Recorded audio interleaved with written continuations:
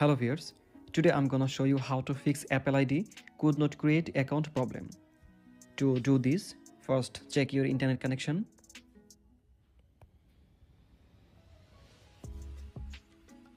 And then go to your phone setting.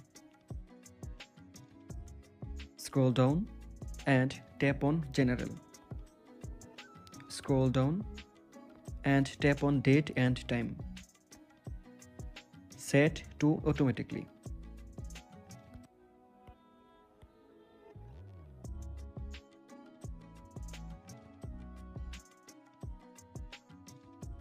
After doing that, tap on Apple account and tap on Don't have an Apple account.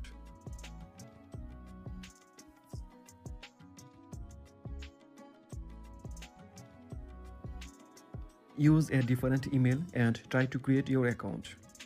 Make sure you are not creating too many accounts. Apple allows only a limited number of new Apple IDs per device and per network. If you already created 2 or 3 accounts recently, wait 24 hours or try a different device. Thank you.